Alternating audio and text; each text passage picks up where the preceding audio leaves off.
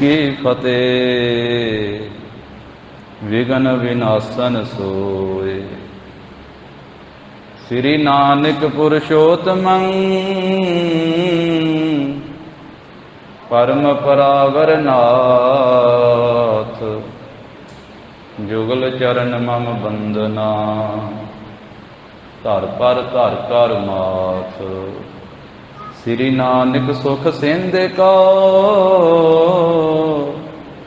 हाथ जोर प्रणाम। जिस करुणा ते वड अगी पावह गत बिसराम।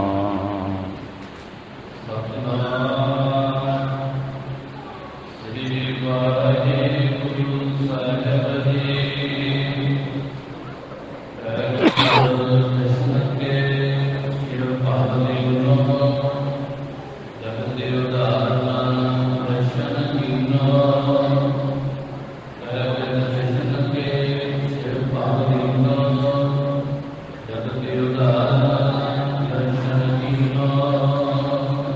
वाहिगुरु जी का खालसा वाहिगुरु जी की फतेह। पतित पावन भगत वत्सल अंतरजामी कृपा दे खजाने दसां पातशाहियां दी जोत जाहर जहूर हाजर हजूर सर्व कला भरपूर।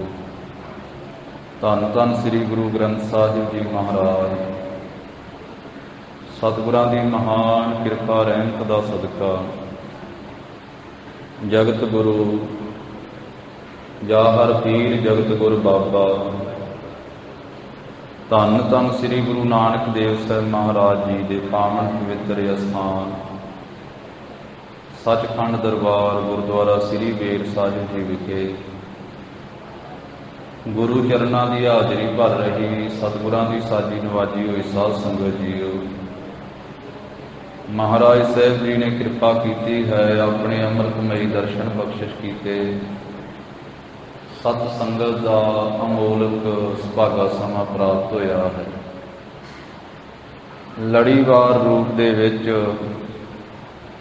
जगत गुरु धन धन श्री गुरु नानक देव साहब महाराज जी का पावन इतिहास सरवण कर रहे हाँ।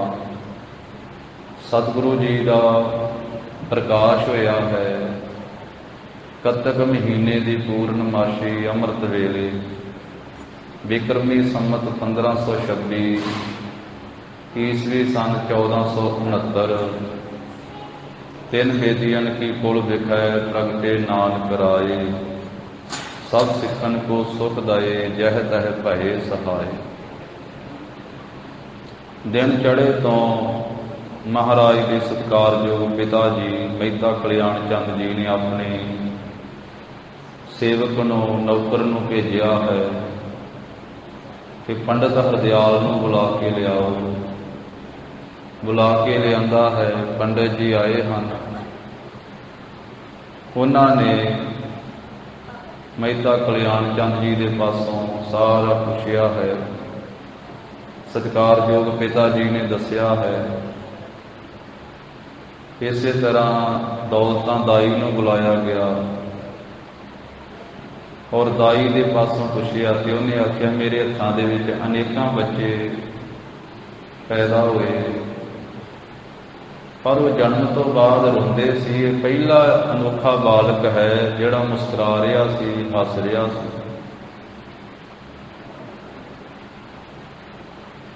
मैं तो ये कौतुक वेख करके हैरान हुई हाँ।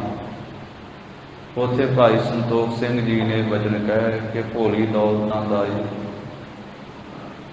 की जाने कि इस बालक दे जिसके तुम दर्शन कर रही है ये बालक इसनूं कोई जन्म की पीड़ा नहीं है। ये जन्म मरण की पीड़ा विच आउण वाला नहीं है। बाकी बच्चे तो जन्म की पीड़ा दे विच आउंदे हैं। ये तो संसार के लोगों की जन्म मरण की पीड़ा नूं दूर करने वास्ते आया। ये प्रसंग साध संगत जी आपां पिछे पढ़िया सुनिया है। पंडित जी ने महाराज साहब जी नूं, महाराज साहब जी के सत्कारयोग पिता जी नूं ये दसिया है, बेनती की है कि ये समा निछत्र शुभ है, समा शुभ है, शुभ थित है, शुभ वार है। ये विचार की है पंडित हरदयाल ने कि मेहता कल्याण चंद जी के घर में जो बालक प्रगट होया है, कोई अवतारी महापुरख आया है। इस तो अगे जो अज साध संगत जी इतिहास आरंभ होना है, उसकी आरंभता करने तो पहला कुछ बेनती साध संगत जी विच विचाले सांझी करनी है।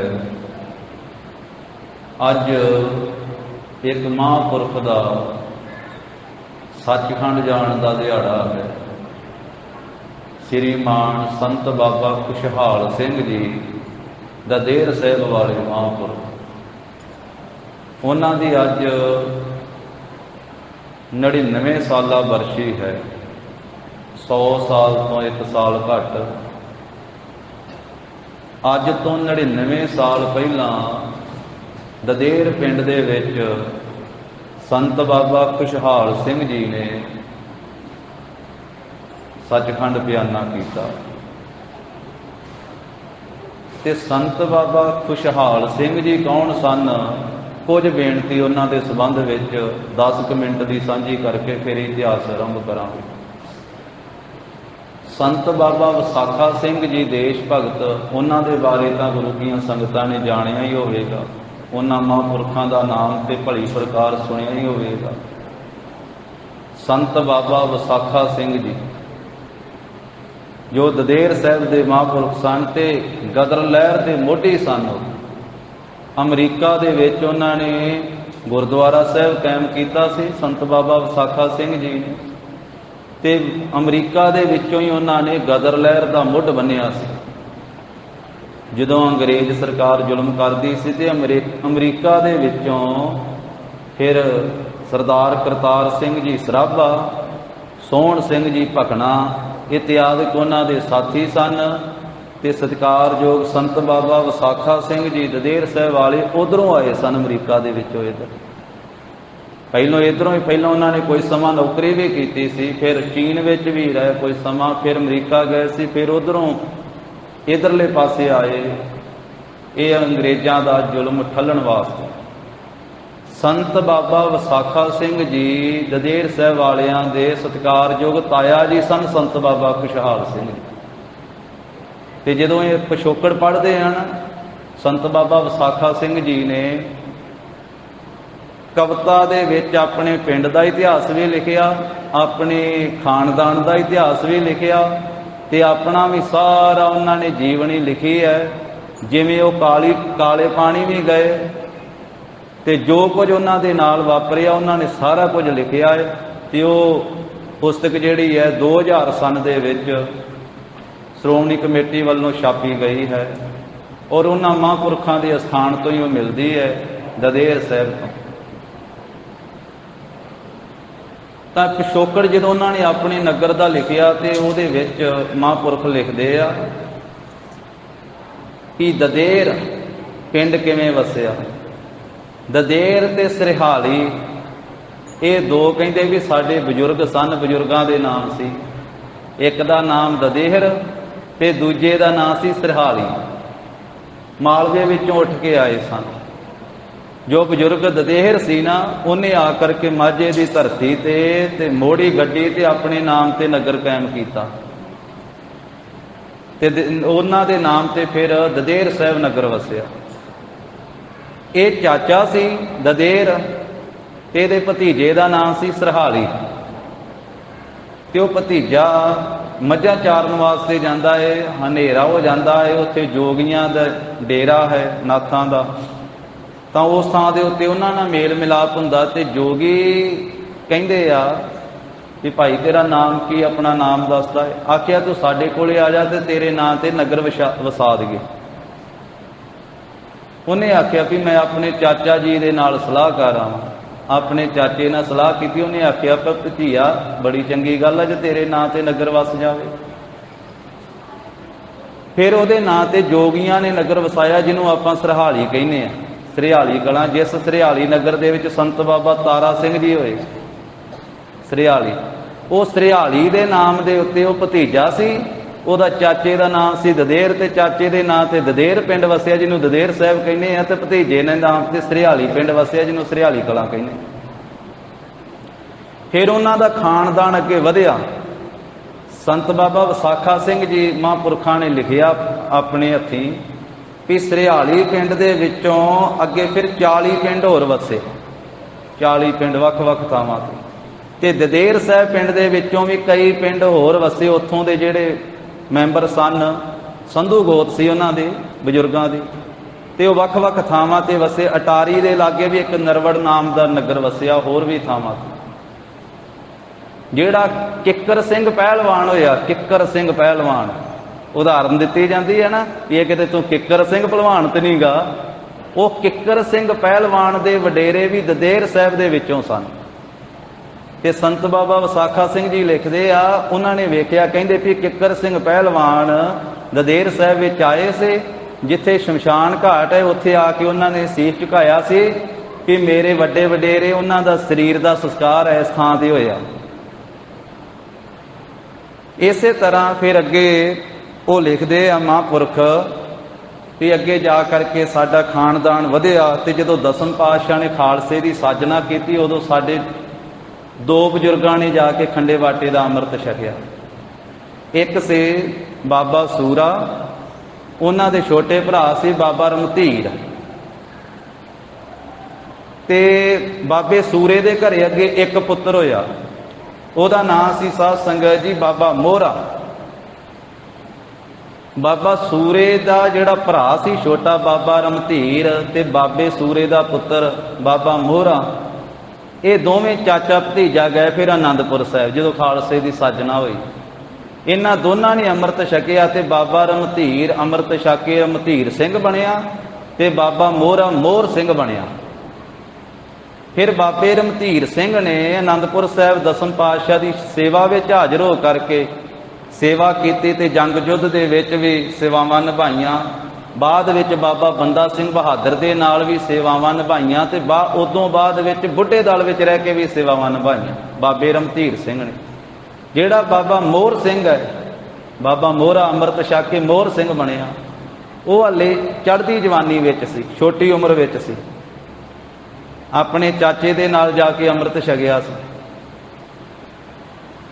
ਤੇ ਉਹਨਾਂ ਦੇ ਮਨ ਵਿੱਚ ਇੱਛਾ ਵੀ ਸ੍ਰੀ ਗੁਰੂ ਗੋਬਿੰਦ ਸਿੰਘ ਮਹਾਰਾਜ ਜੀ ਦੇ ਨਾਲ ਕੋਈ ਗੱਲਬਾਤ ਕੀਤੀ ਜਾਵੇ, ਮਹਾਰਾਜ ਨੂੰ ਬੇਨਤੀ ਕੀਤੀ ਜਾਵੇ। ਕਈ ਦਿਨ ਲੰਘ ਗਏ, ਨਾ ਮੇਲ ਮਿਲਾਪ ਹੋਇਆ, ਕਿਉਂਕਿ ਸੰਗਤਾਂ ਦੀ ਲੱਖਾਂ ਦੀ ਆਵਾਜਾਈ ਰਹਿੰਦੀ ਸੀ। ਫਿਰ ਇੱਕ ਦਿਨ ਸੇਵਾ ਕਰ ਰਿਹਾ ਹੈ ਬਾਬਾ ਮੋਹਰ ਸਿੰਘ, ਕਿਉਂਕਿ ਵਡੇਰੇ ਬਜ਼ੁਰਗ ਹੋਏ, ਇਸ ਕਰਕੇ ਉਹਨਾਂ ਦੇ ਨਾਮ ਦੇ ਨਾਲ ਬਾਬਾ ਖਰੀ ਸੋਭਦਾ। ਸੇਵਾ ਕਰ ਰਹੇ ਆ, ਤੇ ਉਸ ਮੌਕੇ ਤੇ ਕਲਗੀਧਰ ਪਾਤਸ਼ਾਹ ਪਾਸ ਆਏ ਆ, ਤੇ ਕਹਿਣ ਲੱਗੇ, ਭਾਈ ਤੇਰਾ ਨਾਮ ਕੀ ਆ? ਹੱਥ ਜੋੜੇ ਬੇਨਤੀ ਕੀਤੀ, ਮਹਾਰਾਜ ਮੇਰਾ ਨਾਮ ਮੋਹਰ ਸਿੰਘ ਆ ਜੀ। ਤੇਰਾ ਨਗਰ ਕਿਹੜਾ ਵਾ? ਦਦੇਰ ਸਾਹਿਬ ਤੋਂ ਆਇਆ ਜੀ। ਕਹਿਣ ਲੱਗੇ ਵੀ ਕਿੰਨੇ ਭਰਾ ਹੋ? ਮਹਾਰਾਜ ਮੈਂ ਤੇ ਇਕੱਲਾ ਇਕੱਲਾ ਹੀ ਆ। ਨਾਲੇ ਨਹੀਂ, ਮੇਰੇ ਪਿਤਾ ਜੀ ਹੋਣੀ 2 ਭਰਾ ਵਾ, ਉਹਦੇ ਤੋਂ ਪਹਿਲਾਂ ਸਾਡੇ ਦਾਦੇ ਪੜਦਾਦੇ ਜਿੰਨੇ ਵੀ ਹੋਏ ਆ ਨਾ, ਸਾਰੇ ਇਕੱਲੇ ਇਕੱਲੇ ਹੀ ਹੋਏ ਆ। ਪਿਛਲਾ ਵੀ ਦੱਸ ਦਿੱਤਾ, ਪਿੱਛੇ ਵੀ ਇਕੱਲੇ ਇਕੱਲੇ ਹੋਏ ਆ। ਸਿਰਫ ਮੇਰੇ ਪਿਤਾ ਜੀ ਦਾ ਇੱਕ ਛੋਟਾ ਭਰਾ ਵਾ, ਮੇਰੇ ਚਾਚਾ ਜੀ ਬਾਬਾ ਰਮਧੀਰ ਸਿੰਘ, ਉਹਨਾਂ ਨਾਲ ਮੈਂ ਆਇਆ। ਉਹਨਾਂ ਵੀ ਖੰਡੇ ਬਾਟੇ ਦਾ ਅੰਮ੍ਰਿਤ ਛਕਿਆ, ਤੇ ਮੈਂ ਵੀ ਅੰਮ੍ਰਿਤ ਛਕਿਆ ਖੰਡੇ ਬਾਟੇ ਦਾ ਆਪ ਜੀ ਦੇ ਚਰਨਾਂ ਵਿੱਚ ਆ। ਕਹਿੰਦੇ ਤੇਰੇ ਬੱਚੇ ਕਿੰਨੇ ਆ? ਹਾਲੇ ਜਵਾਨ ਹੀ ਹੋ ਰਹੇ ਸੀ। ਮਹਾਰਾਜ ਮੇਰਾ ਤੇ ਵਿਆਹ ਨਹੀਂ ਹੋਇਆ, ਹਾਲੇ ਮੇਰਾ ਤੇ ਵਿਆਹ ਨਹੀਂ ਹੋਇਆ। ਹੱਸ ਪਏ ਧੰਨ ਗੁਰੂ ਗੋਬਿੰਦ ਸਿੰਘ ਜੀ ਮਹਾਰਾਜ, ਮੁਸਕਰਾ ਪਏ। ਕਹਿਣ ਲੱਗੇ ਭਾਈ ਮੋਹਰ ਸਿੰਘ, ਚੰਗੇ ਘਰੇ ਵਿਆਹਿਆ ਜਾਵੇਂਗਾ ਤੇ 5 ਪੁੱਤਰ ਹੋਣਗੇ ਤੇਰੇ ਘਰੇ। ਅੱਜ ਉਹ ਮਹਾਂਪੁਰਖ ਦੀ ਬਰਸ਼ੀ ਸੀ ਸਾਧ ਸੰਗਤ ਜੀ, ਉੱਥੇ ਵੀ ਹਾਜ਼ਰੀ ਭਰੀ, ਤੇ ਪੰਥ ਦੇ ਮਹਾਨ ਮਹਾਂਪੁਰਖ ਹੋਏ ਆ, ਉਹਨਾਂ ਦੀ ਜੀਵਨੀ ਵਿੱਚੋਂ ਕੁਝ ਬੇਨਤੀਆਂ ਸਾਂਝੀਆਂ ਕਰਨੀਆਂ ਇਹ ਫਰਜ਼ ਬਣਦਾ। ਆਖਿਆ ਤੇਰੇ ਘਰ ਵਿੱਚ 5 ਪੁੱਤਰ ਹੋਣਗੇ। फिर समय के नाल बाबा मोहर सिंह जी वापस ददेर साहब आउंदे, उन्हां दा विआह हो जांदा, आनंद कारज हुंदा। उन्हां दे घर विच कलगीधर पातशाह जी दे बचनां दे नाल 5 पुत्तर हुंदे आ। ये जो बाबा मोहर सिंह है ना, ये संत बाबा विसाखा सिंह जी देश भगत महापुरख दे पड़दादा जी सन, सत्कारयोग पड़दादा जी। ते जेड़े 5 पुत्र आख्या ना तेरे घरे होणगे, उन्हां 5 विचों एक संत बाबा विसाखा सिंह जी दे सत्कारयोग दादा जी सन। फिर 5 पुत्र होए। सब तो वड्डे से बाबा मोहर सिंह जी दे पुत्र बाबा सोभा सिंह जी, दूजे सी बाबा जोगा सिंह जी, तीजे सी बाबा तेगा सिंह जी, चौथे सी बाबा मेघ सिंह जी, पंजवें सी बाबा भोग सिंह जी। ते फिर उन्हां 5 ने जो घालना घाली, जो नाम जपिया, वो भी साध संगत जी मिसाल ही आए। बाबा सोभा सिंह जी जदों बाबा बंदा सिंह बहादुर की शहादत तो बाद 12 मिसलां बनियां ना, उन्हां मिसलां विच एक आलू वालियां दी मिसल होई। सरदार जस्सा सिंह जी आलू वालियां दी मिसल दे विच शामिल हो करके उन्हां ने जंग युद्ध लड़े। सब तो वड्डे सपुत्र ने बाबे मोहर सिंह दे बाबा सोभा सिंह जी। जेड़े दूजे सन बाबा जोगा सिंह जी, वो बाबा फूला सिंह जी अकाली दे साथी बने, श्री अकाल तख्त साहिब के जथेदार। उन्होंने दे जथे विच रह करके जंग युद्ध किए। जेड़े तीजे सन बाबा तेगा सिंह जी, वो सरदार हरी सिंह नलूआ जी के साथी बने। ते जमरौद का जदों जा करके लड़ाई लड़ी ना, जमरौद दे विच सरदार हरी सिंह जी नलूआ शहीद होए, ते उथे बाबा तेगा सिंह जी भी नाल शहीद होए। ते उथे बाबा मोहर सिंह जी दे पोतरे भी नाल सन उस लड़ाई दे विच। जिहड़े वड्डे सुपुत्र सी ना बाबा सोभा सिंह जी पहले नंबर वाले, उन्हां दे अगे 3 पुत्र होए, बाबा दूला सिंह जी, बाबा देवा सिंह जी ते बाबा इसे तरह वसावा सिंह जी, जवाला सिंह जी। ये 3 पुत्र उन्हां दे। जिहड़ा बाबा दूला सिंह होया ना, वो भी नाल बाबा तेगा सिंह जी ने नाल सी सरदार हरी सिंह नलूआ जी दे नाल जमरौद दे विच। जदों सरदार हरी सिंह जी नलूआ उत्थे शहीद हुंदे आ ते उन्हां दा अंतिम संस्कार कीता जांदा, चिखा दे उत्ते उन्हां दे शरीर नूं पाया जांदा है। ते नाल 4 सूरमे होर उन्हां दे नाल पाए जांदे चिखा दे उत्ते। उन्हां 4 विचों एक बाबे मोहर सिंह दा पुत्र सी बाबा तेगा सिंह। उन्हां दा नाल संस्कार होया इक्के चिखा दे विच 5 सिंघां दा। इसे तरह जेड़े होए चौथे पुत्र बाबा मोहर सिंह दे, उन्हां दा नाम सी बाबा मेघ सिंह, वो घर विच रहे। 5वें सी बाबा भोग सिंह, वो भी घर विच रहे, उन्होंने सिमरन भजन किया। जेड़े चौथे नंबर वाले सी ना बाबा मेघ सिंह जी, उन्हां दे अगे फिर 5 पुत्र होए साध संगत। उन्हां 5 विचों एक सी संत बाबा खुशहाल सिंह जी। पहले सी बाबा आला सिंह जी, दूजे बाबा निहाल सिंह जी, तीजे बाबा माला सिंह जी, चौथे संत खुशहाल सिंह जी, ते 5वें सन बाबा दयाल सिंह जी। बाबा दयाल सिंह दे सुपुत्र फिर संत बाबा विसाखा सिंह जी होए। तां संत बाबा खुशहाल सिंह जी का जीवन बहुत उच्चा सुच्चा।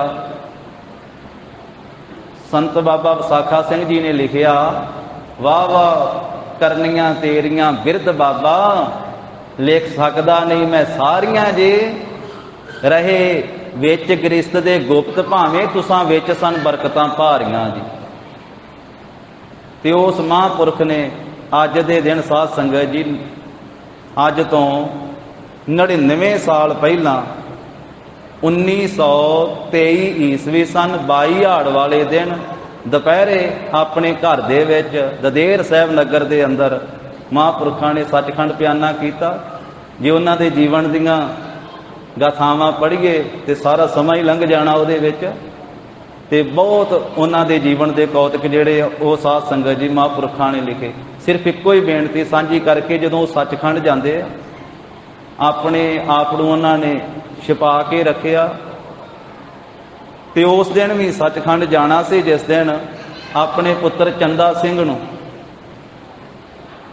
उन्हां दा पुत्र चंदा सिंह वड्डे सन ते छोटे गंडा सिंह सन। गंडा सिंह दी औलाद संतान 7वीं पीढ़ी अज भी ददेर साहिब दे विच है। अज उत्थे हाज़री भरन तो बाद उन्हां दे घरे जाण दा भी समा मिलिया ते वो पलंगा भी जिस पलंगे दे उत्ते महापुरख संत बाबा खुशहाल सिंह जी आराम करिया करते सन, वो परिवार ने साਂਭ के रखिया। होर भी कुछ वस्तुआं उन्हां दे घर दे विच गुरुद्वारे साहिब दे सामणे ही उन्हां दा घर सी। ते जदों वो चढ़ाई करन लगे तो अपने वड्डे पुत्र चंदा सिंह नूं कहिंदे भी अज गर्मी बड़ी है, क्योंकि अज वाला ही दिन 22 हाड़ वाला दिन। कहिंदे भी पुत तू अपना मंजा किते दरख्त दे छावें कर ला, आराम कर ला 2 घड़ियां। अपनी नौह नूं कहण लगे पुत्र तुसीं आ ड्यूड़ी दे विच चरखा रख लो अपना, उत्थे कट लो, गर्मी बड़ी है। अमृत वेले आप केसी इशनान कीता सी महापुरखां ते उन्हां दे जीवन 'च बचन लिखे भी कई बारी सारी सारी रात चौंकड़ा लग्या लंघ जाती सी नाम जपदिआं, ते दिने भी 8-8 घंटे चौंकड़ा नहीं सी खोलदे। ऐसा उन्हां दा सिमरन ते ऐसा जापता। ते फिर मंजा विछाया होया, बजुर्ग अवस्था है ते नाम जपदे आ। बाकी सारे आपो अपने कामां कारां विच लग गए, कोई दोपहर वेले आराम करन लग पिया ते अपने मंजे ते बैठे आ। चौंकड़ा लगा होया ते नाम जपदिआं जपदिआं ही चौंकड़े दे विच उन्हां ने शरीर त्यागया। चौंकड़े दे विच ही नाम जपदिआं शरीर त्यागया। ते नौ उन्हां दी चरखा कतदी ड्यूड़ी तो घरे आई, वेखिया बाबा जी कहिंदे सन उन्हां नूं वो सारे कि बाबा जी अज बाबा जी दा सीस जिहड़ा वो अगले पासे नूं लगा होया है, छाती दे नाल सीस अगले बन्ने नूं झुकिया होया है। बाबा जी तो सारी सारी रात चौंकड़ा ला के रखते, दिने भी 8-8 घंटे, ते कदे नींद इन्हां दे नेड़े नहीं फटकी, कदी आलस नेड़े नहीं आया। ते किवें बाबा जी सुते आ? वेख्या तो सही नेड़े हो के, जदों नेड़े हो के वेख्या ते श्वासां दी आवाजाई समाप्त हो गई, श्वास नहीं चल रहे। महापुरख सचखंड प्याना कर गए। तो अज उन्हां महापुरखां दा सचखंड जाण दा भी दिहाड़ा है, जिन्हां ने अपने आप नूं छिपा के ही रखिया, गृहस्थ विच रह के इन्नी वड्डा सिमरन भजन कीता, इन्नी उच्ची अवस्था। वो साध संगत जी जदों उन्हां महापुरखां दी जीवनी पढ़ीए उहदे विचों ही पता लगदा है। तो ये कुछ बेनतियां उन्हां दे, क्योंकि गुरबाणी दे अंदर महाराज कहिंदे हौं कुरबाने जाओ मेहरबाना, हौं कुरबाने जाओ, हौं कुरबाने जाओ, तिना के लैण जो तेरा नाओ, लैण जो तेरा नाओ, तिना के हौं सद कुरबाने जाओ। जन नानक धूड़ मंगै तिस गुर सिख की, जो आप जपै अवरह नाम जपावे। नाले ये बाबा मोहर सिंह जी नूं 10वें पातशाह जी दीआं बख्शां होईआं सी, आखिया सी तेरे 5 पुत्र होणगे, अगे तेरे खानदान दे विच सिੱਖੀ भी रहेगी ते भगती भी रहेगी। ये बचन कह सन। तो लड़ीवार साध संगत जी रूप दे विच जिवें पंडित हरदयाल मेहता कल्याण चंद जी नूं अपने हिरदे विच विचार करके मेहता कल्याण चंद के पुत्र के बारे दस रहा है, ये बालक कैसा है। तो साध संगत जी प्रेम सहित सरवण करिए। सब माई भाई धन श्री गुरु नानक देव साहिब महाराज जी का पवित्र ध्यान धरदियां होइआं उचारण करो जी। सतनाम श्री वाहिगुरु साहिब जी।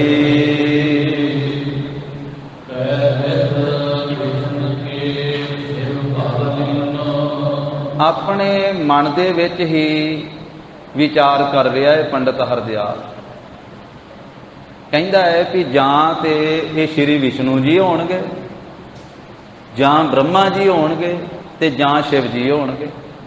इन्हां ने अवतार धारिया है। हाले उदों दर्शन नहीं सी कीते, सिर्फ पिता जी दे पासों सुन करके ते दौलतां दाई दे कोलों सुन करके ते बालक जन्म तो बाद हस रहा सी ते कमरे दे विच चानना होया सी, प्रकाश होया सी। ये सुन करके विचार करके अपने मन दे विच, क्योंकि पंडित दा ये निश्चा है, वो अपने निश्चे के मुताबिक जिथों तक वो सोच सकता सी वध तो वध अपनी विद्या अपनी समझ के मुताबिक अपने निश्चे के वाक दिल विच कह रहा वा कि जां ते ब्रह्मा होणगे, जां विष्णु होणगे, जां शिव जी होणगे। उन्होंने ये अवतार लिया है। क्योंकि ये लक्षण जिहड़े आ जगत का उद्धार करने वाले जाने जाते, संसार का उद्धार करने वास्ते आए हैं। इस तरह के लक्षण समझे जाते हैं। इस बालक दे सीस दे उत्ते छत्र झुलेगा। मन ही मन विच विचार रहा है, पंडित हाले बोलिया नहीं, मन विच ही सोच रहा कि इस बालक दे सीस उत्ते छत्र झुलेगा, क्योंकि इस बालक दा जन्म पुरब दी रात नूं होया है, पूर्णमाशी दी रात नूं होया है। पुरब मन्निया जांदा है, पूर्णमाशी दी रात नूं होया है, पुरब दी रात वाले दिन, इस करके इस दे सीस उत्ते छत्र झुलेगा। जां ये बालक संसार दे विच चक्रवर्ती बादशाह होवेगा, जां कह रहा हाले विचार रहा है भी जां तां ये महान कोई अवतारी महापुरख होवेगा ते जां फिर चक्रवर्ती बादशाह होवेगा, सारे संसार दे विच इहदा राज कायम होवेगा। दिग विजय कहंदे आ सारियां दिशावां नूं फतेह करना, उत्तर दक्षिण पूरब पश्चिम नूं जितना। भी ये बालक सारियां दिशावां दे विच अपनी जित हासिल करेगा, सारे पासे फतेह करेगा, इहदे विच संसा कोई नहीं होवेगा, ऐसा चक्रवर्ती बादशाह होवेगा। तां इस तरह माणी मान विच पंडित हरदयाल ने विचार के अपनी विद्या के मुताबिक जो कुछ विद्या पढ़िया सी उहदे मुताबिक उन्हें अंदाजा लाया भी इस तरह हो सकता है। ते फिर दर्शन करन दी हिरदे विच लालसा कीती है कि मैनूं ऐसे बालक दे दर्शन होने चाहिए हन। माणी मन विच विचारदा है पंडित हरदयाल भी मैं दर्शन कर लवां ते मेरी देह सफल हो जाए, मेरा जन्म सफला हो जाए, ऐसे अवतारी महापुरख दे मैं दर्शन कर लवां।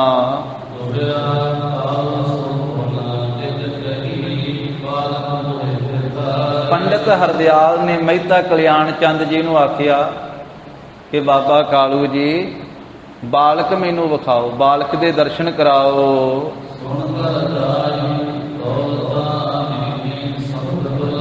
पिता जी ने पंडित की बेनती सुन करके, पंडित दे बोल सुन करके दौलतां दाई नूं छेती बुला लिया।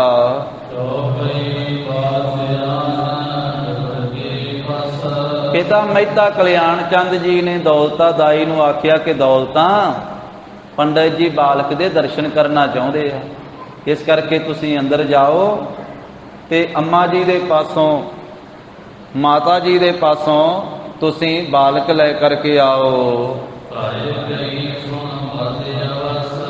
ते दौलता दाई मेहता जी का यह बचन मन करके अंदर गए, जा करके बालक मंगया है। ते जदों दौलतां दाई जा करके बेनती करते ना कि माता जी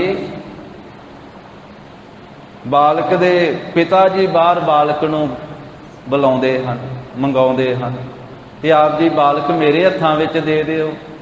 ते धन माता तृप्ता जी अपने बालक नूं, अपने साहिबजादे नूं दौलतां दाई दे पास नहीं देंदे हन। कहंदे माता जी इन्ना प्रेम करदे आ अपने पुत्र दे नाल जिवें कोई सूम धन दे नाल प्रीत करदा, जिवें कोई किरपन कंजूस दौलत दे नाल प्रीत करदा है।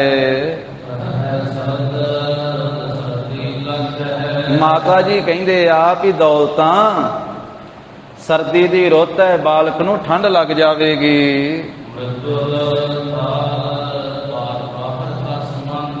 कोमल जिहा बालक तुसीं बाहर काहदे वास्ते मंगदे हो? दौलतां दाई ने बाहर आके आख्या कि माता जी नहीं देंदे बालक। माता जी कहंदे आ कि कोमल जिहा बालक है, क्योंकि अमृत वेले प्रकाश होया है ते दिन चढ़े तो हाले कुछ घंटियां दी गल ही है, 5-7 घंटियां दी गल है। ते इस करके ठंड दी रुत है, कतक दा महीना है, पूर्णमाशी दा दिन। जदों बाहर आके दसिया ते पंडित जी वार-वार कहंदे आ कि मेहता जी नहीं दर्शन जरूर कराओ, मैं तां ही फिर जन्म पत्री बना सकदा हाँ, जन्म तरीक तां ही लिख सकदा हाँ, मैनू एक बारी दर्शन जरूर कराओ। वार-वार पंडित जी ने आखिया। फिर दौलता जी वार-वार गए, उन्हें जाके माता जी ने आख्या कि पंडित जी कह रहे आ भी जरूर दर्शन कराओ। फिर वस्त्रां विच लपेट करके बालक नूं माता जी ने दौलतां दाई नूं दिता है।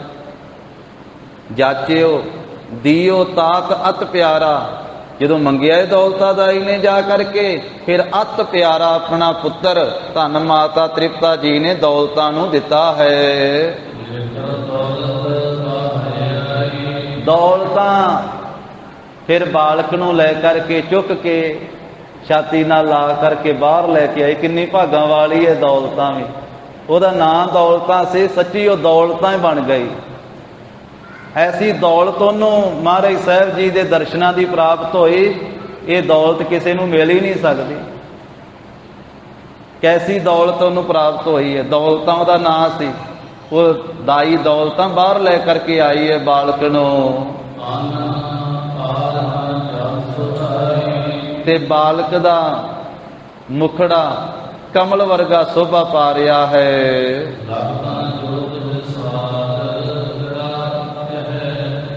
छोटा जिहा शरीर है बालक स्वरूप दे विच, ते विच जोत जिहड़ी है ना वो वड्डी विराज रही है।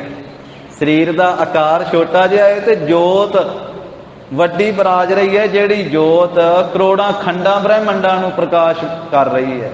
वो जोत विराज रही है। जोत रूप हर आप गुरु नानक कहायो। वो जोत कहते लग तन छोटे जे शरीर दे विच जोत विशाल विराज है, वड्डी जोत विराज रही है।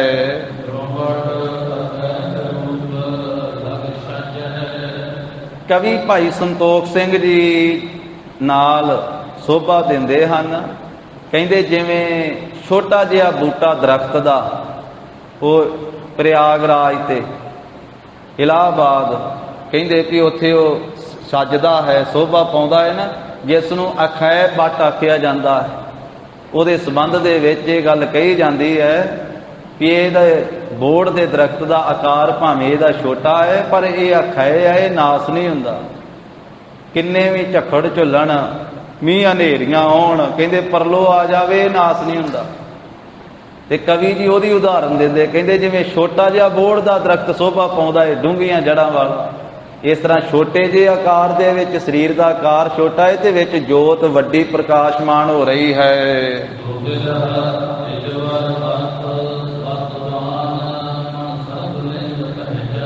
ये श्रेष्ठ पंडित महान आत्मतवान जो अत दा बुद्धिवान सी बजुर्ग पंडित हरदयाल, बहुत पढ़िया होया सी ते अपने मन दे विच इहने विचार कीती है ते सारियां निशानियां सारे चिन्ह उन्हें पहचान लए दर्शन करदियां होया।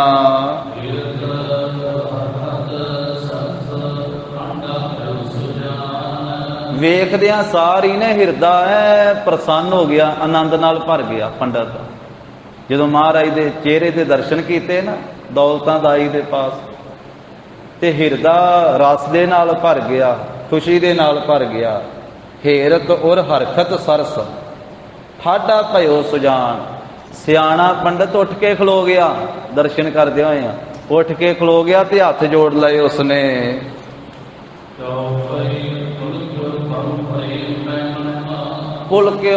पुलकियो तो भाव है रोम रोम खिड़ गया।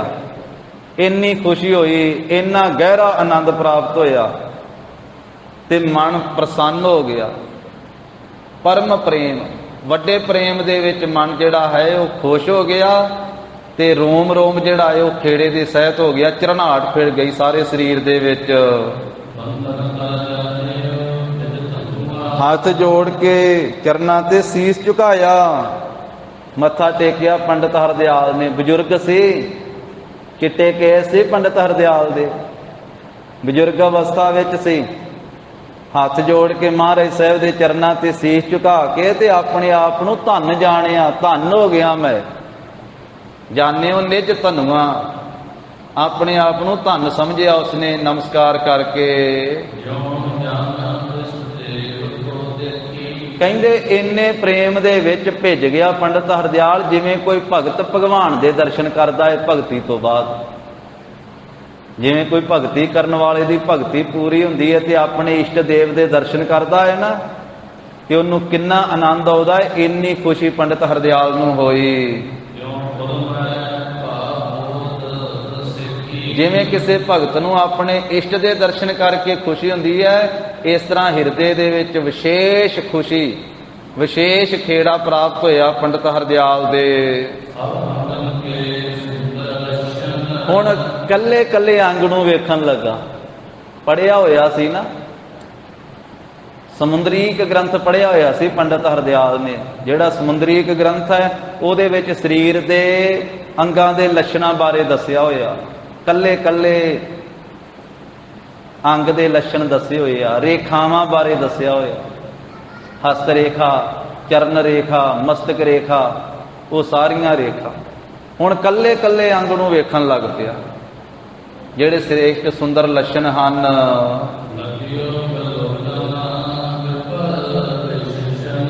ਜੋ ਵਿਚਛਣ ਕਹੀਏ, ਸਿਆਣਾ ਜੋ ਪੰਡਿਤ ਹੈ ਨਾ ਪੰਡਿਤ ਹਰਦਿਆਲ, ਬੜੀ ਰੀਝ ਲਾ ਕਰਕੇ ਹੁਣ ਵੇਖਣ ਲੱਗ ਪਿਆ ਮਹਾਰਾਜ ਸਾਹਿਬ ਜੀ ਦੇ ਸੋਹਣੇ ਅੰਗਾਂ ਨੂੰ। ਲਾਲ ਲਾਲ ਰੰਗ ਦੇ ਚਰਨ, ਸ੍ਰੇਸ਼ਟ ਕੋਮਲ ਕੋਮਲ ਸੋਭਨੀਕ ਹੋ ਰਹੇ ਮਹਾਰਾਜ ਸਾਹਿਬ ਜੀ ਦੇ ਛੋਟੇ ਛੋਟੇ।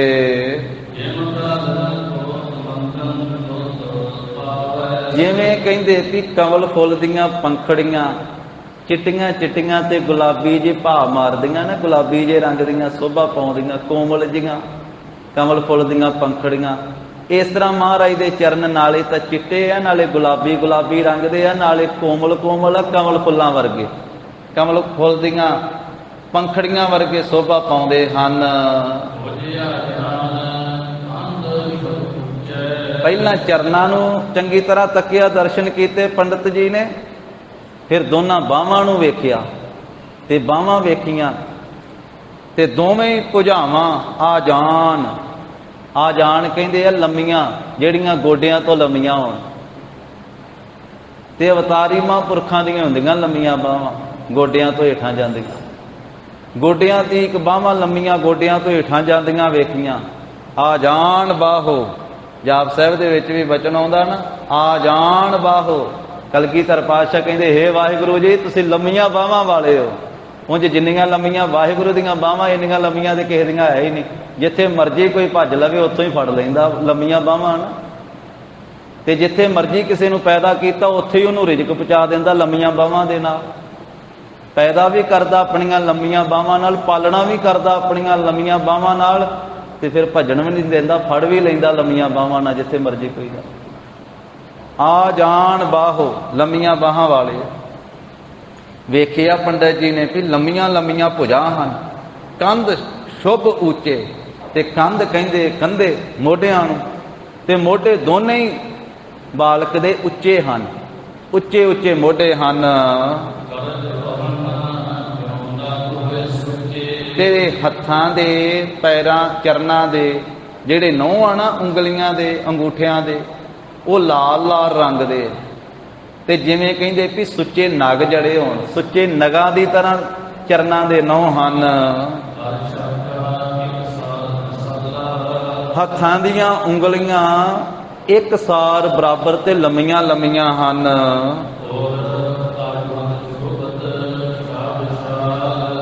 ਤੇ ਬਾਲਕ ਦੇ ਛਾਤੀ ਆਯੁਤ ਚੌੜੀ ਹੈ, ਸੋਭਤ ਹੈ ਛਵੀ ਦੇ ਨਾਲ। ਛਵੀ ਦਾ ਕਹੀਏ ਸ਼ਾਲਾ ਘਰ ਹੀ ਹੈ, ਸੋਭਾ ਦਾ ਘਰ ਹੈ। ਤੇ ਫਿਰ ਇਸ ਤਰ੍ਹਾਂ ਦਰਸ਼ਨ ਕਰਦਿਆਂ ਕਰਦਿਆਂ ਨਾ, ਫਿਰ ਸਪਰਸ਼ ਕਰਦੇ ਆ ਨਾ ਮਹਾਰਾਜ ਸਾਹਿਬ ਦੇ ਸੋਹਣੇ ਸਰੀਰ ਨੂੰ ਪੰਡਿਤ ਹਰਦਿਆਲ। ਫਿਰ ਹੱਥਾਂ ਨੂੰ ਵੀ ਉਹਨੇ ਫੜ ਕੇ ਵੇਖਿਆ। ਹੁਣ ਸੱਜੇ ਹੱਥ ਨੂੰ ਫੜ ਲਿਆ ਆਪਣੇ ਹੱਥ ਦੇ ਨਾਲ ਪੰਡਿਤ ਹਰਦਿਆਲ ਨੇ। ਕਿੰਨੇ ਭਾਗਾਂ ਵਾਲਾ ਹੈ, ਕਦੀ ਮਹਾਰਾਜ ਦੇ ਚਰਨਾਂ ਦਾ ਸਪਰਸ਼ ਕੀਤਾ ਵਾ, ਕਦੀ ਮਹਾਰਾਜ ਸਾਹਿਬ ਜੀ ਦੇ ਕਰ ਕਮਲਾਂ ਦਾ ਹੱਥਾਂ ਦਾ ਸਪਰਸ਼ ਕੀਤਾ। ਹੁਣ ਗੁਰੂ ਸਾਹਿਬ ਦੇ ਸੱਜੇ ਹੱਥ ਨੂੰ ਫੜ ਕੇ ਵੇਖਦਾ, ਤੇ ਸੱਜੇ ਹੱਥ ਦੇ ਵਿੱਚ ਦਾਹਣ ਕਰ ਮੈਂ ਚਮਰ ਬਣਾਵਾ। ਸੱਜੇ ਹੱਥ ਦੇ ਵਿੱਚ ਚੌਰ ਛਪਿਆ ਹੋਇਆ, ਚੌਰ ਬਣਿਆ ਹੋਇਆ ਵੇਖਿਆ ਪੰਡਿਤ ਹਰਦਿਆਲ। ਰੇਖਾ ਇਸ ਤਰ੍ਹਾਂ ਦੀ ਬਣੀ ਹੈ ਵੀ ਰੇਖਾਵਾਂ ਦਾ ਜਿਹੜਾ ਚਿੰਨ੍ਹ ਹੈ ਉਹ ਚੌਰ ਦਾ ਹੈ। ਜਿਹੋ ਜਿਹੀਆਂ ਸਾਡੀਆਂ ਦੀਆਂ ਪੈਰਾਂ ਦੀਆਂ ਰੇਖਾ, ਇਸ ਤਰ੍ਹਾਂ ਦੀਆਂ ਥੋੜਾ ਰੇਖਾ ਮਹਾਰਾਜ ਸਾਹਿਬ ਜੀ ਦੇ ਹਸਤਾਂ ਦੇ ਉੱਤੇ। क्योंकि साडे उत्ते ते कर्म रेखा छापियां हुई, महाराज ने लेख लिखे हुए, जिहदा जिक्र गुरबाणी च महाराज कहंदे भी हाथ कलम अगम मस्तक लेखावती, मत्थे ते भी लेख लिखे साडे ते हत्थां च भी लिखे, पैरां च भी लिखे। जिहो जे किसी ने कर्म किए उहो जे लेख लिखे साडे, असीं ते कर्मां दे बझे होए आ, ते महाराज साहब जी दे कोई कर्म लेखा थोड़ा वा। जपजी साहब च गुरु साहब ने आप ही दसिया भी जिन यह लिखे तिस सिर ना है, जिस वाहिगुरु ने सारियां दे लेख लिखे उस वाहिगुरु दे हत्थां पैरां ते जां मत्थे ते लेख कोई नहीं, ओहदियां रेखा भी अपनियां वखरे तरह दियां ही। तां सज्जे हत्थ दे विच चौर वेखिया है पंडित जी ने, फिर खब्बे कर कमल दे दर्शन कीते, खब्बे हत्थ दे दर्शन कीते, ते खब्बे दे विच छत्र बनिया होया सोहना सोभनीक हो रहा। खब्बे हत्थ दे विच छत्र दी रेखा है, छत्र दा चिन्ह है। कि महाराज साहब जी दा मुखड़ा दोने चेहरे दियां जो गल्लां हन वो कहंदे गोल गोल, ये मुखड़ा सोभनीक हो रहा है कोमल। ते महाराज साहब जी दियां नासकां उच्चियां हन, नासकां उच्चियां लंमियां ते मोद बढ़ावन खुशी नूं वधाउण वालियां हन। लिलार कहंदे मस्तक नूं, मत्था सतगुरु जी दा अद्धे चंद दे आकार वर्गा है, अर्धंग चंद्राकार। जिवें अद्धा चंद हुंदा है ना, अद्धा चंद, अद्धे चंद दे आकार वर्गा मस्तक है। ते धन कहिए भी धनुख दी तरह, कमान दी तरह प्रभट्टे हन। जिवें कमान हुंदा, कमान दी तरह ताने होए प्रभट्टे आ। ते क्रोच कहिंदे आ जिहड़ा विचला थां वा दोवां प्रभट्टियां दा, नासकां दे उपरला थां जिहड़ा है इहनूं क्रोच आखिया, भाजी नूं त्रिकुटी किहा जांदा। ये विचकारला थां केसां तो बिना है। इत्थे अपने केस कईयां दे नहीं भी हुंदे ते कईयां दे केस हुंदे विचकारले थां ते नासकां तो सीधा प्रभट्टियां दे विचकार उपरले पासे। ये जिहड़ा थां है गुरु साहब जी दा केसां तो बिना है, प्रभट्टे धनुख दी तरह, कमान दी तरह, ते विचकारों जिहड़ा थां है नासकां तो सीधा जिहड़ा त्रिकुटी वाला थां, ये केसां तो बिना है। फिर ये सारे दर्शन करके ना, विचार करके पंडित हरदयाल ने आख्या मेहता कल्याण चंद जी तुहाडा पुत्र ते बहुत श्रेष्ठ है। 32 श्रेष्ठ लखण जिहड़े आ ना, लक्षण वो तेरे पुत्र दे विच मैनू नजरी पए आ, मैनू दिसे आ। पंडित जी ने आख्या मेहता कल्याण चंद तेरा पुत्र बहुत श्रेष्ठ है, बहुत महान है। करियो एक मिनट। वो 32 लक्षण साध संगत जी किहड़े आ? भाई साहब भाई वीर सिंह जी ने दसे हन कि 32 लक्षण ये आ। पहला सुंदरता, बाहर दी सुंदरता ते अंदर दी सुंदरता, हिरदे दी सुंदरता। दूसरा है सुहिरदता। तीसरा है सच्चा होना, कि ये सच का उपदेश देणगे। चौथा सूरमा होना। पंजवां सावधान होना, ये ढिले मट्टे नहीं होणगे, हर वेले ऐ सावधान रहणगे। फिर पंजवां है शास्त्र का ज्ञाता होना। इसे तरह छेवां सतवां उद्यमी होना, सूरमा होना, उदार होना, गुणग्राही होना, गंभीर होना, शुद्ध मन वाले होना, धर्मी होना, निम्रता वाले होना, तेजस्वी होना, दयालु होना, वाहिगुरु दे प्रेमी होना, शीलवान जत सत विच प्रपक्क होना, संतोखी होना, परोपकारी होना, चतुर होना, श्रेष्ठमती होनी, जपी होना, तपी होना, निंद्रा नूं जितन वाले होना, नींद नूं जितन वाले, साहसी होना, संजमी होना, माता पिता दे भगत होना, जती होना, ज्ञानी होना। ये 32 जिहड़े शुभ लक्षण जो ग्रंथां दे विच पंडित जी ने पढ़े सन, उन्हें विचार कीते, कहन लगे मेहता कल्याण चंद जी तुहाडे पुत्र दे विच मैनू 32 दे 32 लक्षण दिसे। तुहाडा पुत्र महान है, ये श्रेष्ठ है। फिर नाले ते दर्शन कर रहा, नाले पिता जी नूं विखा रहा। कहंदे मेहता जी आ वेखो तुहाडे पुत्र दियां जो हत्थ दियां हथेलियां ने उपर नूं आईयां होईयां, ਉੱਪਰ ਨੂੰ ਹਰ ਇੱਕ ਦੀ ਨਹੀਂ ਹੁੰਦੀ। ਆਪਾਂ ਵੇਖੋ ਆਪਣੀਆਂ ਹੱਥ ਦੀਆਂ ਜਿਹੜੀਆਂ ਤਲੀਆਂ ਵਾ ਵਿੱਚੋਂ ਡੂੰਘੀਆਂ ਵਾ, ਵਿੱਚੋਂ ਡੂੰਘੀਆਂ ਆਪਣੀਆਂ ਹੱਥ ਦੀਆਂ ਤਲੀਆਂ, ਤੇ ਮਹਾਰਾਜ ਸਾਹਿਬ ਜੀ ਦੀਆਂ ਵਿੱਚੋਂ ਉੱਚੀਆਂ ਸੀਗੀਆਂ। ਆਖਿਆ ਵੇਖੋ ਪਿਤਾ ਜੀ, ਵੇਖੋ ਮਹਿਤਾ ਕਲਿਆਣ ਚੰਦ ਜੀ, ਤੁਹਾਡੇ ਪੁੱਤਰ ਦੇ ਹੱਥ ਦੀ ਹਥੇਲੀ ਦੀ ਜਿਹੜਾ ਵਿਚਲਾ ਹਿੱਸਾ ਹੈ ਨਾ, ਉਹ ਉੱਚਾ ਹੈ, ਉੱਪਰ ਨੂੰ ਆਇਆ ਹੋਇਆ ਹੈ।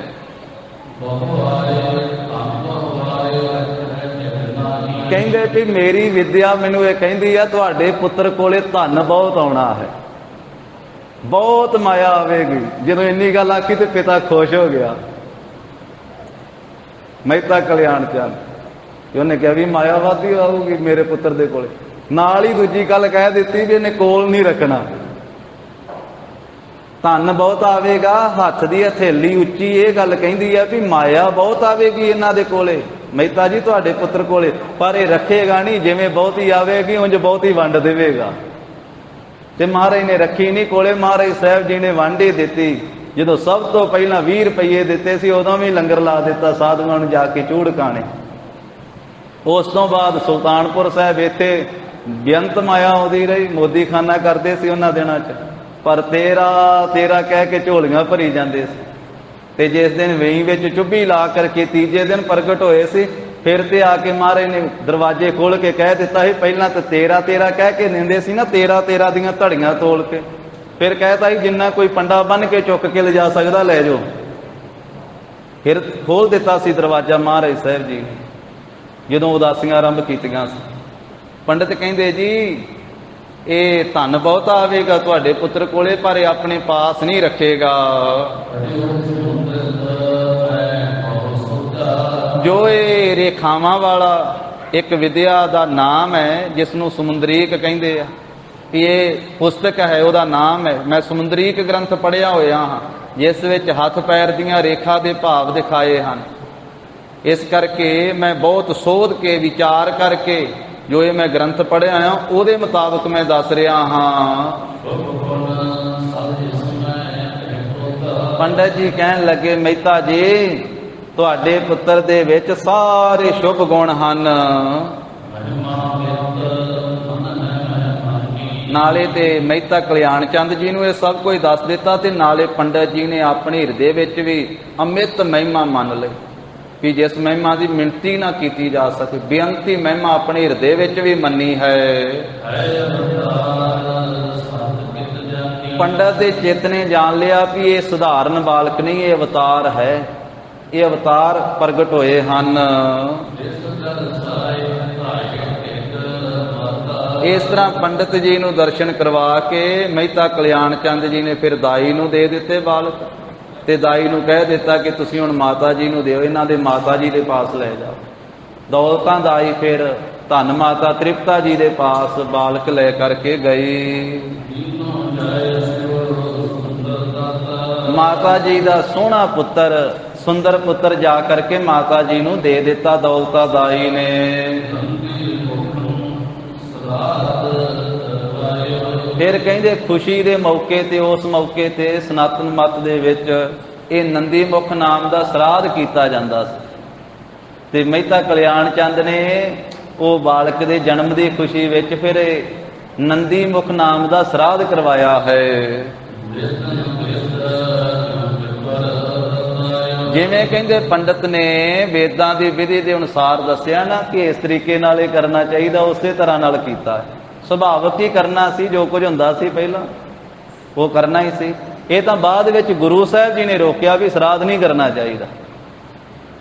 ਜਦੋਂ ਮਹਾਰਾਜ ਸਾਹਿਬ ਜੀ ਸਰੀਰ ਕਾਰਬਲਾ ਵਿੱਚ ਵੱਡੇ ਹੋਏ ਨਾ, ਉਦੋਂ ਵੀ ਇੱਕ ਵਾਰੀ ਪਿਤਾ ਜੀ ਨੇ ਕੀਤਾ ਸੀ ਸਰਾਧ। ਤੇ ਮਹਾਰਾਜ ਘਰੇ ਆਏ, ਕਹਿਣ ਲੱਗੇ ਪਿਤਾ ਜੀ ਇਹ ਕੀ ਕਰ ਰਹੇ ਹੋ? ਪੰਡਤਾਂ ਨੂੰ ਸੱਦਿਆ ਹੋਇਆ ਸੀ, ਖੀਰ ਕੜਾ ਛਕਾ ਰਹੇ ਸਨ। ਕਹਿਣ ਲੱਗੇ ਵੀ ਪੁੱਤਰ ਇਸ ਦਿਨ ਤੁਹਾਡੇ ਬਜ਼ੁਰਗ ਬਾਬਾ ਸ਼ਿਵ ਰਾਮ ਜੀ ਤੇ ਮਾਤਾ ਜੀ, ਸਾਡੇ ਜੋ ਤੁਹਾਡੇ ਦਾਦਾ ਦਾਦੀ ਜੀ, ਸਾਡੇ ਮਾਤਾ ਪਿਤਾ ਜੀ ਚੜ੍ਹਾਈ ਕੀਤੇ ਸਨ, ਇਸ ਦਿਨ ਉਹਨਾਂ ਦੀ ਯਾਦ ਦੇ ਵਿੱਚ ਸਰਾਧ ਕਰ ਰਹੇ ਹਾਂ। ਆਖਿਆ ਪਿਤਾ ਜੀ ਤੁਹਾਨੂੰ ਸਰਾਧ ਕਰਨ ਦੀ ਲੋੜ ਨਹੀਂ ਹੈ, ਸਾਡੇ ਬਜ਼ੁਰਗ ਤਾਂ ਉੱਥੇ ਪਹੁੰਚ ਗਏ ਆ ਜਿੱਥੇ ਉਹਨਾਂ ਨੂੰ ਆ ਸੰਸਾਰੀ ਪਦਾਰਥ ਦੀ ਕੋਈ ਇੱਛਾ ਨਹੀਂ ਹੈ, ਉਹ ਬੜੇ ਆਨੰਦ ਵਿੱਚ ਆ। ਪਿਤਾ ਜੀ ਕਹਿੰਦੇ ਵੀ ਇਸ ਤਰ੍ਹਾਂ ਥੋੜਾ ਤੇਰੀਆਂ ਗੱਲਾਂ ਨਾਲ ਮੰਨਣ ਲੱਗਾ ਮੈਂ। ਸੁਭਾਵਿਕ ਹੀ ਗੱਲ ਵਾ, ਪੁਰਾਣੇ ਬਜ਼ੁਰਗਾਂ ਘਰਾਂ ਵਿੱਚ ਇਹ ਨਹੀਂ ਮੰਨਦੇ ਛੇਤੀ ਕੀਤੇ। ਉਹ ਕਹਿੰਦੇ ਅਸੀਂ ਜਿਵੇਂ ਕਰਦੇ ਉਂਝ ਹੀ ਕਰਾਂਗੇ। ਕਹਿਣ ਲੱਗੇ ਜਾਂ ਤੇ ਮੈਨੂੰ ਵਿਖਾ ਫਿਰ ਮੰਨਾਂਗਾ। ਮਹਾਰਾਜ ਕਹਿੰਦੇ ਪਿਤਾ ਜੀ ਵਿਖਾ ਦਿੰਨੇ।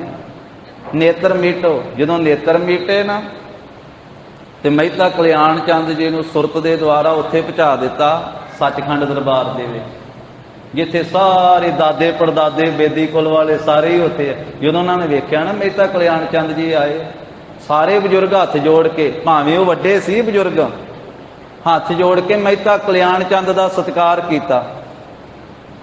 ਉਹ ਕਹਿਣ ਲੱਗੇ ਕਿ ਮਹਿਤਾ ਕਲਿਆਣ ਚੰਦ ਜੀ, ਬਾਬਾ ਕਾਲੂ ਜੀ, ਤੁਸੀਂ ਧੰਨ ਹੋ, ਤੁਹਾਡਾ ਬਹੁਤ ਜਨਮਾਂ ਦਾ ਜਪ ਤਪ ਹੈ, ਤੁਹਾਡੇ ਘਰ ਦੇ ਵਿੱਚ ਪਰਮੇਸ਼ਰ ਨੇ ਅਵਤਾਰ ਧਾਰਿਆ ਤੇ ਤੁਹਾਡੇ ਸਦਕਾ, ਤੁਹਾਡੇ ਜਪ ਤਪ ਦਾ ਸਦਕਾ ਸਾਡੀ ਕਲਿਆਣ ਹੋ ਗਈ, ਅਸੀਂ ਇੱਥੇ ਸੱਚਖੰਡ ਵਿੱਚ ਆ ਗਏ। ਜਦੋਂ ਸਭ ਕੁਝ ਵੇਖਿਆ ਨਾ ਵੀ ਬਜ਼ੁਰਗ ਤੇ ਬੜੇ ਆਨੰਦ ਲੈ ਰਹੇ ਤੇ ਮੌਜਾਂ ਮਾਣਦੇ ਪਏ ਆ, ਤੇ ਮਹਿਤਾ ਕਲਿਆਣ ਚੰਦ ਜਦ ਜੀ ਕਰੇ ਵੀ ਇੱਥੋਂ ਹੁਣ ਵਾਪਸ ਜਾਵਾਂ ਨਾ, ਮੈਂ ਵੀ ਇੱਥੇ ਹੀ ਰਹਿ ਪਵਾਂ ਸੱਚਖੰਡ ਦੇ ਵਿੱਚ। ਤੇ ਫਿਰ ਜਦੋਂ ਵਾਪਸ ਆਏ, ਨੇਤਰ ਖੋਲ੍ਹੇ ਆ ਤੇ ਆਖਿਆ, ਉਹਨਾਂ ਨੇ ਬਜ਼ੁਰਗਾਂ ਨੇ ਗੱਲ ਦੱਸੀ ਵੀ ਜਿਸ ਦਿਨ ਦੇ ਪੁੱਛਿਆ ਨਾ ਮਹਿਤਾ ਜੀ ਨੇ ਵੀ ਤੁਸੀਂ ਕਦੋਂ ਕਦੇ ਇੱਥੇ ਆਏ ਹੋ, ਆਖਿਆ ਜਿਸ ਦਿਨ ਦੇ ਤੇਰੇ ਘਰ ਵਿੱਚ ਪੁੱਤਰ ਪ੍ਰਗਟ ਹੋਇਆ ਉਸ ਦਿਨ ਦੇ ਆਏ, ਉਸੇ ਦਿਨ ਦੇ ਅਸੀਂ ਇੱਥੇ ਆ ਗਏ। ਤੇ ਉਸ ਮੌਕੇ ਦੇ ਉੱਤੇ ਜਦੋਂ ਇੱਧਰ ਨੇਤਰ ਖੋਲ੍ਹੇ ਆ ਤੇ ਕਹਿਣ ਲੱਗੇ ਵੀ ਮੈਨੂੰ ਵੀ ਹੁਣ ਛੇਤੀ ਛੇਤੀ ਉੱਥੇ ਹੀ ਪਹੁੰਚਾ ਦਿਓ ਜਿੱਥੇ ਬਜ਼ੁਰਗ ਗਏ ਆ। ਕਹਿਣ ਲੱਗੇ ਪਿਤਾ ਜੀ ਹਾਲੇ ਕੁਝ ਸਮਾਂ ਤੁਹਾਡਾ ਹੈ, ਜਿਹੜੇ ਸਵਾਸ ਹਨ, ਜਦੋਂ ਤੁਹਾਡੇ ਸਵਾਸ ਪੂਰੇ ਹੋ ਗਏ ਤੇ ਤੁਸੀਂ ਬਜ਼ੁਰਗਾਂ ਕੋਲੇ ਪਹੁੰਚ ਜਾਣਾ ਸੱਚਖੰਡ ਦੇ ਵਿੱਚ।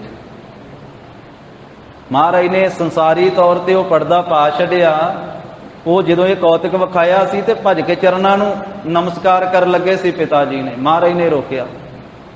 ਜੇ ਤੇ ਪਹਿਲੇ ਦਿਨ ਹੀ ਉਹ ਸਾਰਾ ਕੁਝ ਚੁੱਕ ਦਿੰਦੇ, ਕਿਤੇ ਕਦੇ ਚੁੱਕਦੇ ਰਹੇ ਆ ਕਦੇ ਕਦੇ, ਪਰ ਇਹ ਜਾਣ ਬੁੱਝ ਕੇ ਪਰਦਾ ਪਾ ਛੱਡਿਆ। ਸਾਰੇ ਸੰਸਾਰ ਦੇ ਬਾਬਾ ਜੀ ਨੇ ਪਰਦੇ ਦੂਰ ਕਰ ਦਿੱਤੇ, ਦੱਸੋ ਮਾਤਾ ਪਿਤਾ ਦੇ ਨਹੀਂ ਸੀ ਹੋ ਸਕਦੇ? ਉਹ ਜਾਣ ਬੁੱਝ ਕੇ ਪਿਓ ਦੇ ਕੋਲੋਂ ਚਪੇੜਾਂ ਖਾਣੀਆਂ ਹੀ ਸੀ। ਜਦੋਂ 20 ਰੁਪਈਆਂ ਦਾ ਲੰਗਰ ਲਾਇਆ ਤੇ ਪਿਤਾ ਨੇ ਗੱਲਾਂ ਲਾਲ ਕਰਤੀਆਂ। ਇੱਕ ਅੱਧੀ ਚਪੇੜ ਨਹੀਂ ਮਾਰੀ, ਦੋਵਾਂ ਗੱਲਾਂ ਤੇ ਮਾਰੀਆਂ ਸੀ ਕੱਸ ਕੱਸ ਕੇ। ਅੱਗੇ ਆ ਜਾਣਾ ਪ੍ਰਸੰਗ ਸਮੇਂ ਦੇ ਨਾਲ। ਉਹ ਪਿਤਾ ਜੀ ਦਾ ਸਨਮਾਨ ਹੀ ਇਸ ਗੱਲ ਦੇ ਵਿੱਚ ਹੁੰਦਾ ਹੈ। ਪਿਤਾ ਤੋਂ ਪੁੱਤਰ ਝਿੜਕਾਂ ਖਾਂਦਾ, ਸੰਸਾਰ ਦੀ ਮਰਿਆਦਾ ਹੀ ਇਹ ਹੈ। ਉਹ ਪੁੱਤਰ ਹੀ ਕਾਹਦਾ ਜੇ ਪਿਤਾ ਤੋਂ ਝਿੜਕਾਂ ਨਾ ਖਾਧੀਆਂ, ਤੇ ਪਿਤਾ ਦਾ ਹੱਕ ਕੀ ਹੈ ਜੇ ਫਿਰ ਪੁੱਤਰ ਨੂੰ ਝਿੜਕੇ ਹੀ ਨਾ। ਜੇ ਪਹਿਲਾਂ ਹੀ ਇਹ ਕੌਤਕ ਵਿਖਾ ਦਿੰਦੇ ਤੇ ਫਿਰ ਉਹਨਾਂ ਨੇ, ਮਾਤਾ ਪਿਤਾ ਨੇ ਚਰਨੀ ਹੱਥ ਲਾਉਣ ਲੱਗ ਪੈਣਾ ਸੀ। ਸੰਸਾਰੀ ਮਰਿਆਦਾ ਨਹੀਂ ਸੀ ਫਿਰ ਰਹਿਣੀ। ਸੰਸਾਰੀ ਮਰਿਆਦਾ ਜੋ ਹੈ ਉਹਨੂੰ ਜਿਉਂਦੀ ਤਿਉਂ ਰੱਖਣਾ ਸੀ। ਇਸ ਕਰਕੇ ਸਮੇਂ ਦੇ ਨਾਲ ਸਭ ਪਰਦੇ ਚੁੱਕ ਵੀ ਦਿੱਤੇ ਮਹਾਰਾਜ ਸਾਹਿਬ ਜੀ ਦੇ, ਪਹਿਲਾਂ ਪਰਦੇ ਪਾ ਛੱਡੇ ਆਪ। ਤਾਂ ਫਿਰ ਉਸ ਮੌਕੇ ਤੇ ਉਹ ਸਰਾਧ ਕਰਨੋਂ ਰੋਕਿਆ ਸੀ। ਜਦੋਂ ਗੁਰੂ ਸਾਹਿਬ ਜੀ ਨੇ ਉਪਦੇਸ਼ ਦਿੱਤਾ ਉਦੋਂ ਸਰਾਧਾਂ ਤੋਂ ਰੋਕਿਆ। ਹੁਣ ਇੱਥੇ ਜਦੋਂ ਪਿਤਾ ਜੀ ਆਪ ਖੁਦ ਜ਼ਿੰਮੇਵਾਰ, ਹਾਲੇ ਮਹਾਰਾਜ ਬਾਲਕ ਸਰੂਪ ਵਿੱਚ ਆ, ਉਦੋਂ ਫਿਰ ਉਹਨਾਂ ਨੇ ਸਰਾਧ ਕੀਤਾ। ਕਿਉਂਕਿ ਜੇ ਸਰਾਧ ਦੀ ਗੱਲ ਇੱਥੇ ਆ ਜਾਵੇ, ਉਹ ਇਤਿਹਾਸ ਵਾਏ ਪਹਿਲਾਂ ਦਾ ਸੁਣਾਉਣਾ ਪੈਣਾ। ਕੋਈ ਸੰਗਤ ਵਿੱਚ ਇਹ ਸ਼ੰਕਾ ਵੀ ਹੋ ਸਕਦੇ ਵੀ ਵੇਖੋ ਜੀ, ਸਰਾਧ ਬਾਰੇ ਬਾਣੀ ਵਿੱਚ ਤਾਂ ਐਸਾ ਆਉਂਦਾ ਹੈ ਵੀ ਜੀਵਤ ਪਿਤਰ ਨਾ ਮਾਨੇ ਕੋ ਮੂਏ ਸਰਾਧ ਕਰਾਹੀ। ਇੱਥੇ ਸਰਾਧਾਂ ਦੀ ਗੱਲ ਹੋ ਰਹੀ। ਇਹ ਉਦੋਂ ਹੋ ਰਹੀ ਜਦੋਂ ਹਾਲੇ ਬਾਬਾ ਜੀ ਮੁਖ ਤੋਂ ਬੋਲਣ ਨਹੀਂ ਲੱਗੇ। ਜਿਸ ਦਿਨ ਮੁਖ ਤੋਂ ਬਚਨ ਕਰਨ ਲੱਗੇ, ਉਪਦੇਸ਼ ਦੇਣ ਲੱਗੇ, ਉਦੋਂ ਤੇ ਮਹਾਰਾਜ ਸਾਹਿਬ ਨੇ ਸਭ ਕੁਝ ਸਿੱਖਿਆ ਦਿੱਤੀ ਹੈ। ਕਿਉਂਕਿ ਸਿੱਖੀ ਤੇ ਗੁਰੂ ਸਾਹਿਬ ਦੇ ਨਾਲ ਹੀ ਆਰੰਭ ਹੋਈ ਹੈ ਨਾ। ਤਾਂ ਉਸ ਮੌਕੇ ਤੇ ਕਹਿੰਦੇ ਵੀ ਜੋ ਉਹ ਸਰਾਧ ਕੀਤਾ ਜਾਂਦਾ ਸੀ ਖੁਸ਼ੀ ਦੇ ਮੌਕੇ ਦੇ ਉੱਤੇ ਪਿਤਾ ਜੀ ਵੱਲੋਂ ਕੀਤਾ ਗਿਆ। ਫਿਰ ਮਹਿਤਾ ਕਲਿਆਣ ਚੰਦ ਜੀ ਨੇ ਪੰਡਤ ਜੀ ਨੂੰ ਆਖਿਆ ਹੈ ਕਿ ਪੰਡਤ ਜੀ ਮੇਰੇ ਪੁੱਤਰ ਦਾ ਨਾਮ ਰੱਖੋ।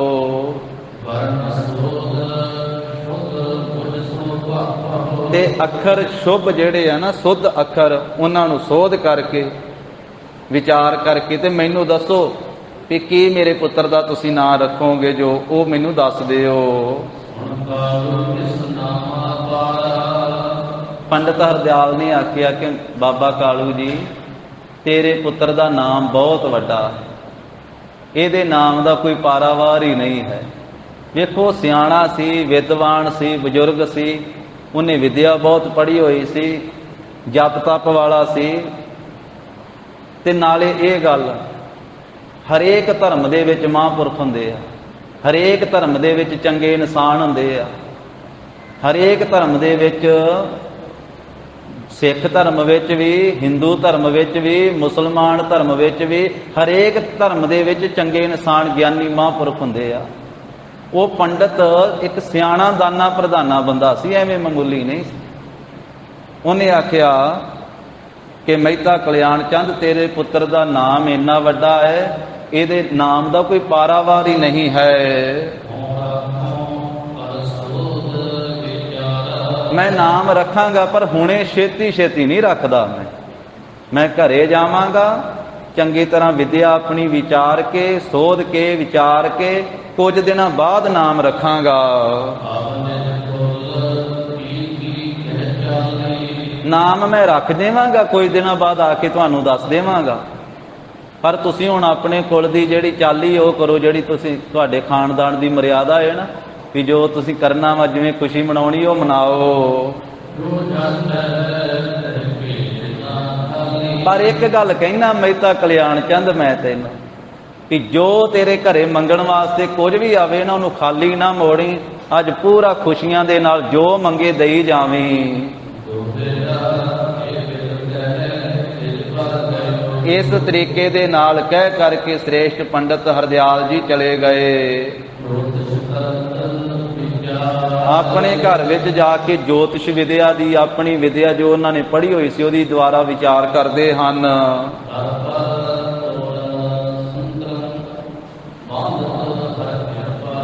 इधरले पासे मेहता कल्याण चंद जी ने अपने दरवाजे दे उत्ते ना लड़ियां बना दित्तियां, हरे हरे पत्तियां नूं आ सरीं बन्नदे आ ना, सरीं ज्यादा हरिया हुंदा ना, उहदे पत्ते बड़े हरे हुंदे आ, ते ओह हरे हरे जिहड़े पत्ते आ ओह ऐ धागे विच परो परो करके ते लड़ियां जिहड़ियां तोड़ना है वो दरवाजे ते बन दित्तियां ते बहुत ज्यादा खुशी है।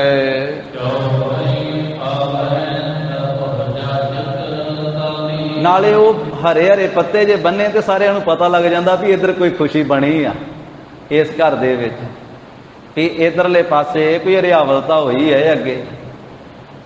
इस करके फिर कहिंदे भी दरवाजे ते बहुते मंगण वाले आउंदे हन। वो बाहरों ही नचदे आउंदे, ताड़ियां मारदे आउंदे आ, खुसरे आदक वो बाहरों कहिंदे ताड़ियां मारदे ते नचदे आउंदे हन। कोई ढोल खड़काउंदा आउंदा, कोई टल्लियां खड़काउंदा आउंदा, कोई घुंघरू ते कोई ताड़ियां मारदा आउंदा है कि मेहते कल्याण चंद दे घरे पुत्र होया जी, पटवारी दे घरे पुत्र होया, चलो वधाइयां दईए ते लईए कोई लाग। ताल नाल ताल मिलाउंदे आ ते घुम घुम के नचदे आउंदे, भवांटलियां लैंदे आ, घुम घुम के चक्कर कटदे। ते मेहते कल्याण चंद नूं आके वधाइयां देंदे भी मेहता जी वधाई होवे, बालक जन्मिया है। ते मेहते कल्याण चंद ने फिर सारिआं नूं बहुत लाग दिता। तो साध संगत जी आप भी सारियां गुरु कीआं संगतां नूं महाराज साहिब जी दे प्रकाश दिहाड़े की कथा दियां लख लख वधाइयां होण, लख खुशियां पातशाहियां। जे सतगुर नदर करे निमख एक हर नाम दे, मेरा मन तन शीतल होए। गुर सिखां मन वाधाइयां, जिनी मेरा सतगुरु डिठा राम राजे। कोई कर गल सुनावे हर नाम की सो लगै, गुर सिखां मन मिठा। होइयां भुल्लां चुक्कां दी सतगुरु जी गुर संगत जी खिमा देनी। देहो सज्जणिया सीस अड़ियां, ज्यों होवै साहिब स्यों मेल। हे गोबिंद हे गोपाल हे दयाल लाल, प्राणनाथ अनाथ सखे दीन दर्द निवार।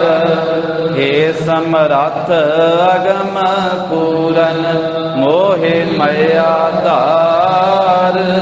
अंधकूप महापयान नानक पारे उतार। आए प्रभ सरनागते कृपा निध दयाल। एक अखर हर मन बसत नानक होत निहाल। काल कथा निता प्रत होत है सुन हो सिंह सुजान नानक गुर गोविंद सिंह जी सदा करे कल्याण नानक गुर गोविंद सिंह जी सदा करे कल्याण। वाहिगुरु जी का खालसा वाहिगुरु जी की फतेह। सत श्री अकाल। वाहिगुरु जी का खालसा वाहिगुरु जी की फतेह।